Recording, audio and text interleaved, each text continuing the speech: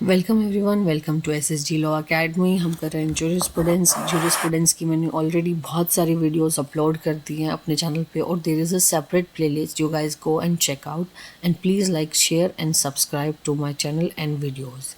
It required lot of hard work and which I'm trying to put.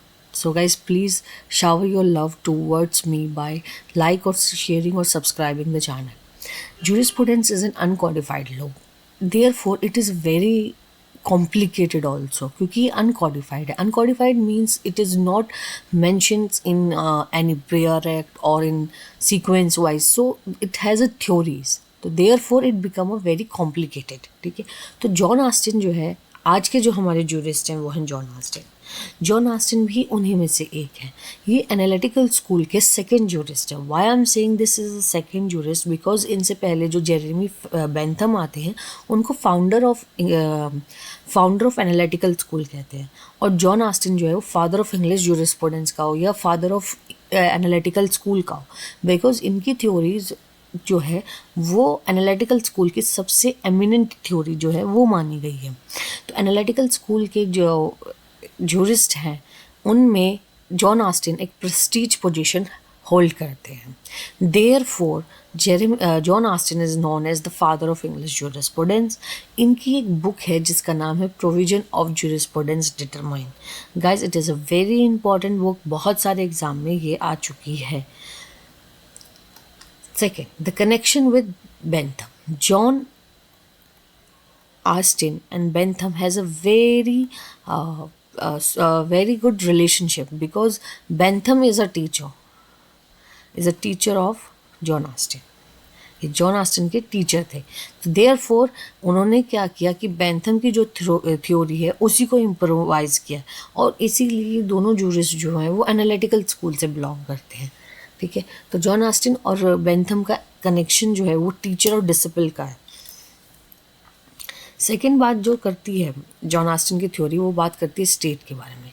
He says that state is a political organized society. Political organize society है state जो है, उसकी एक definition इन्होंने दी है कि ये एक पॉलिटिकल ऑर्गेनाइज सोसाइटी है जिसमें एक पॉलिटिकल सुपीरियर है वर्सेस पॉलिटिकल इन्फीरियर, और एक पॉलिटिकल इन्फीरियर है. ठीक है, जो political superiors of the society हैं वो सॉवरन है and it may be an individual और ग्रुप. जो ये होते हैं ना पॉलिटिकल सुपीरियर्स, ये एक इन्होंने सॉवरन कहा है इसको, मतलब ये सुप्रीम हो गए.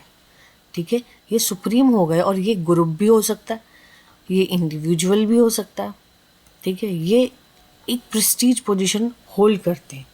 ठीक है, और पॉलिटिकल सुपीरियर्स जो होते हैं उनकी जो ओबे करते हैं कमांड्स को, ये क्या करते हैं, ये कमांड्स देते हैं, दे डिलीवर कमांड्स. ठीक है, इनको कमांड्स देते हैं किनको, पॉलिटिकल इन्फीरियर्स को, और पॉलिटिकल इन्फीरियर्स क्या होते हैं, इन्हें ये ओबे करते हैं. ठीक है, तो ऐसे इन्होंने एक पॉलिटिकल सुपीरियर कहा. और जो सॉवरन है, ग्रुप ऑफ इंडिविजुअल भी हो सकता है, ग्रुप हो सकता है, इंडिविजुअल्स हो सकते हैं, जो कमांड डिलीवर करते हैं, और उन पॉलिटिकल सुपीरियर की जो कमांड्स होती हैं उनको पॉलिटिकल इन्फीरियर्स जो होते हैं वो ओबे करते हैं. ठीक है, थर्ड है सॉवरन. अभी मैंने इसीलिए लास्ट स्लाइड में सॉवरन को नहीं डिफाइन किया, क्योंकि नेक्स्ट टॉपिक जो इनका है वो है सॉवरन. सॉवरन क्या होता है, सॉवरन होता है द हाईएस्ट कमांड. ठीक है, एक हाईएस्ट कमांड देने वाला एक हाईएस्ट कमांड देने वाला सोर्स होता है. ठीक है, लेकिन sovereign is also govern by the principle of utilitarianism. Principle of utilitarianism जो है, ये वैसे तो थ्योरी ऑफ यूटिलिटरिज्म जो है वो बेंथम की है. ठीक है, बेंथम की थ्योरी है जिसमें बात करते हैं हैप्पीनेस और पेन की बात करते हैं. तो उसी में इन्होंने ये कहा है कि जो सॉवरन है वो प्रिंसिपल ऑफ यूटिलिटरिज्म पे वर्क करती है, और उसका भी जो है एंड गोल जो है वो क्या होगा, हैप्पीनेस होगा. हैप्पीनेस की यही थ्योरी बेंथम ने दी है. सेम वेज इन्होंने भी कहा है कि सॉवरन जो होती है वो यूटिलिटरिज्म पे वर्क करेगी, और हमारी भी सॉवरेनिटी का जो मेन काम होता है वो क्या होता है, वो हैप्पीनेस होता है. इन्होंने बताया there are 3 elements of law के 3 एलिमेंट्स हैं. सबसे पहले सॉवरन, कमांड और सेंशन. अगर कहीं पे भी ये 3 एलिमेंट्स आ रहे हैं, जहाँ पे सॉवरेनिटी की बात हो रही हो, जहाँ कमांड की बात हो रही हो, जहाँ सेंशन की बात हो रही हो, तो वो सारी थ्योरीज जो हैं वो ऑस्टिन की. क्योंकि ऑस्टिन ने क्या किया, इन 3 चीज़ों पे बहुत ज़्यादा एम्फसाइज किया है, ठीक है। तो इनके अकॉर्डिंग सॉवरेनिटी, कमांड और सेंशन, अगर ये 3 रिक्वायरमेंट कोई भी लॉ जो है वो फुलफिल करता है तो वो क्या हो जाएगा, वो एक लॉ बन जाएगा, वो एक एनफोर्सेबल लॉ बन जाएगा in the society. Sovereign means जहाँ से वो बनेगा, द सोर्स, ठीक है, जो उसका सोर्स होगा वो। कमांड मीन्स, कमांड का मतलब हो गया एक ऑर्डर देना, ठीक है। और सेंशन का मतलब हो गया उसके पीछे एक फोर्स लगा देना कि अगर आपने क्या उसको डिसओबे किया, कि आपने उसे नहीं फॉलो किया तो यू विल बी पनिश। तो वो सेंशन की बात इन्होंने करी। तो if these 3 requirements are fulfil then such rule will become a law, इनकी थ्योरी के अकॉर्डिंग। ये कहीं ना कहीं आज भी फॉलो होती है, लेकिन इस हिसाब से नहीं जिस हिसाब से इन्होंने सॉवरेनिटी, कमांड और सेंशन को इतना ओवर एम्फसाइज कर दिया। 5th पॉइंट है इनकी कमांड। कमांड का मतलब क्या होता है, जैसे अगर आप देखें सॉवरेनिटी को तो इन्होंने सोर्स बता दिया, ठीक है, वैसे ही कमांड, ठीक है। तो कमांड क्या होता है, command is a code of conduct, कि हम कैसे कोड ऑफ कंडक्ट कैसे हम उसको कंडक्ट करेंगे एज अ कमांड, ठीक है। It is a 2 type of command, general command और पर्टिकुलर कमांड। जनरल कमांड जब आप एक पूरी सोसाइटी को देते हो तो वो जनरल कमांड हो जाती है, ठीक है। और पर्टिकुलर कमांड हो जाती है जब हम किसी एक इंडिविजुअल को देते हैं। तो इस हिसाब से according to him there is a 2 types of commands, general commands and particular commands. अब इन्होंने एक बात और बताई है कि command can be an external command, मतलब it can be it can come from outside the state. तो ये आउटसाइड द स्टेट से भी कमांड जो है वो आ सकती है। तो ये एक एक्सटर्नल कमांड भी हो सकती है इनके अकॉर्डिंग। और कमांड क्या होती है, कोड ऑफ कंडक्ट होती है। Then 6th point is sanction, जो इनका थर्ड ओवर एम्फसाइज या इनके जो थ्योरी का थर्ड इसेंशियल पॉइंट है वो है सेंशन। ये सेंशन होती क्या है, सेंशन का मतलब होता है एनी इविल कॉन्सिक्वेंस, कोई भी जिसके जो इविल कॉन्सिक्वेंस हो। But there is a condition that sanction must be legal. Legal means कि वो कहीं नॉट मॉरल, कि मोरालिटी या मॉरल जो होती है वैसे ना हो, लीगल हो। लीगल मतलब एक एथोराइज्ड लीगल बॉडी से आती हो, ठीक है। It is very essential condition of the sanction, कि सेंशन वही सेंशन जो है वो वैलिड होगी अगर वो लीगल होगी। और ये कब मिलेगी, सेंशन कब मिलेगी, जब वायलेशन ऑफ कमांड्स करोगे। On violation of command this sanction will work. He says there is no natural law, ये नेचुरल लॉ को बिल्कुल नहीं मानते थे। ही इज़ अपोज करते थे ये नेचुरल लॉ को, ठीक है। ही सेज कि नेचुरल लॉ कुछ होता ही नहीं है, there is nothing like morality और लॉ, ये क्योंकि because there is a lack of sanction, क्योंकि यहाँ पे क्या होता है, लैक ऑफ सेंशन, सेंशन नहीं है तो एनफोर्सेबिलिटी नहीं है, इसलिए ये मोरालिटी और नेचुरल लॉ को कुछ भी नहीं मानते हैं। Then he talk about psychological command.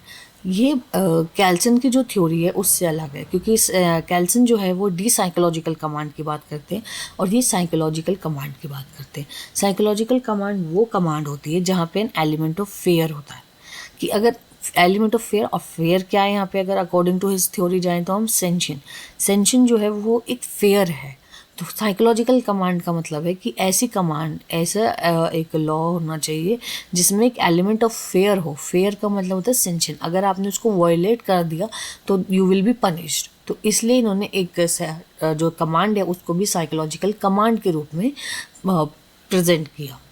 Then there is an ought proposition. Ought proposition मतलब एक्स ऑट टू डू, ये एक सेंटेंस है जिससे ऑड प्रपोजिशन जो है वो समझा जा सकता है। देखिए, X ought to do it and ought not to do it, he shall be punished, कि वो ये करेगा या नहीं करेगा लेकिन वो पनिश्ड होगा। तो यहाँ ought जो है वो एक वर्ब है, ठीक है। और क्योंकि यहाँ पे shall यूज हुआ है, it means it make it binding, या कहें हम मैंडेटरी, इसको ये मैंडेटरी कर देती है और बाइंडिंग कर देती है, ठीक है।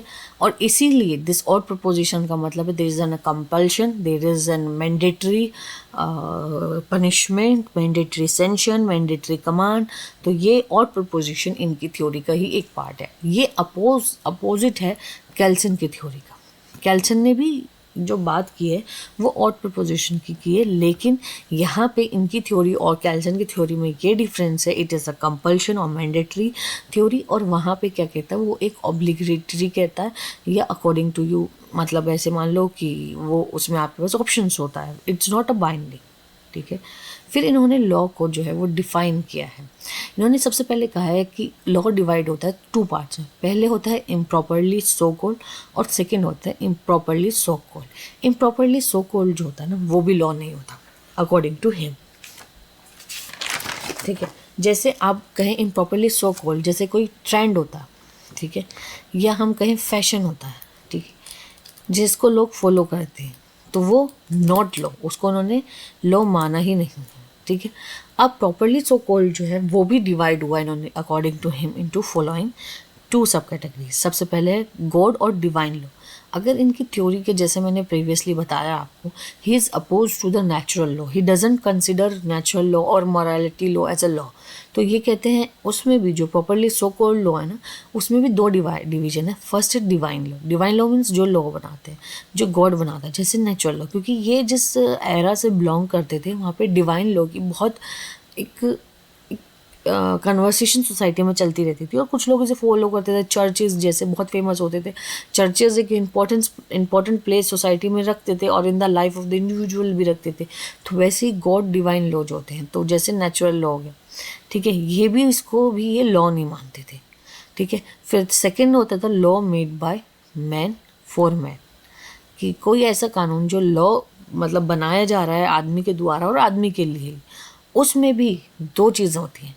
एक होती है जिसमें सेंशन, कमांड और सॉवरेनिटी हो, और एक होती है जो सिर्फ एक पॉजिटिव मोरालिटी की बात करती हो, जिसमें ये तीनों चीज़ें नहीं हो। तो ये इस पॉजिटिव मोरालिटी को भी लॉ नहीं मानते हैं। He only consider this part sovereign और कमांड और सेंशन के जो ये वाला पार्ट है जिसमें ये तीनों चीज़ें लॉ में, उसी को ही ये लॉ मानते हैं।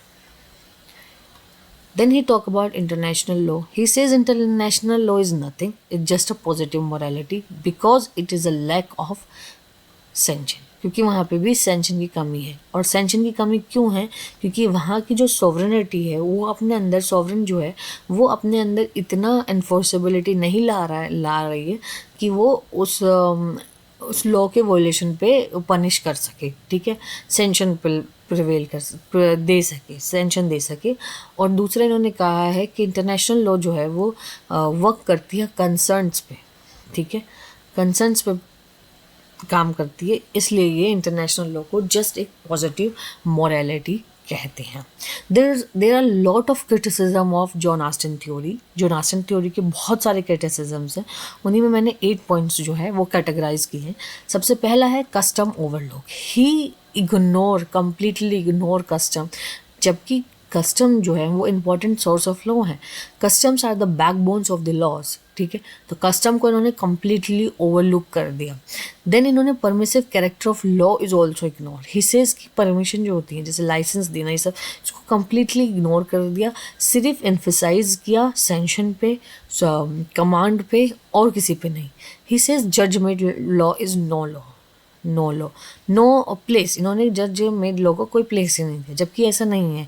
हमारे यहाँ पे भी जजमेंट लॉ को एक्सेप्ट किया गया है। जो हाई कोर्ट या supreme court according to the situation जो लॉज पास करती है, जजमेंट्स पास करते हैं, वो लॉ बन जाते हैं लोअर जुडिशरी के लिए, लोअर कोर्ट्स के लिए। तो he completely ignore judgement law which is not a good example.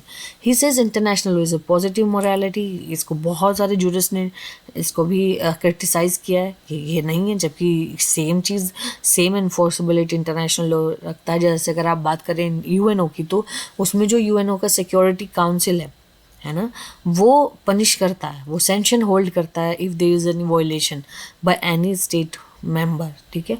तो इंटरनेशनल लॉ जो है वो एक इंटरनेशनल लॉ जो है वो अपने अंदर सेंशन भी रखता है, तो इनकी ये वाली थ्योरी भी वर्क नहीं कर रही है वहाँ पे। Then he says law and morality, he talk that there is nothing like morality. उन्होंने मोरालिटी को कोई प्लेस ही नहीं दिया, मॉरल लॉज को कोई प्लेस नहीं दिया, ठीक है। तो सेम वेज इन्होंने सेंशन को, कमांड को बहुत ओवर एम्फेसाइज कर दिया, ठीक है। लेकिन ऐसे भी तो लॉज होते हैं ना जहाँ पे सेंशन नहीं होता, जहाँ सिंपल लॉ पास किया गया और लोग उसे फॉलो करते हैं, और other elements are there, like डर क्रिएट कर देना, या आप कहें उसको फाइन दे देना। तो सेंशन इनको और कमांड को इन्होंने इतना ओवर इन्फोसाइज कर दिया अपनी थ्योरी में, बहुत ज़्यादा। फिर देन इंडिविजुअलिटी ऑफ सॉवरेन की बात करिए, इन्होंने इंडिविजुअलिटी ऑफ सॉवरेन को माना ही नहीं है, जबकि डेमोक्रेटिक स्टेट में ये वर्क ही नहीं करती है, ठीक है। और इसकी जो इंडिविजुअलिटी ऑफ सॉवरेन है वो है ही नहीं, ये जो है ये पावर गेन करती है by the state, by the people of the state. So guys, thank you so much. This is the theory of John hast.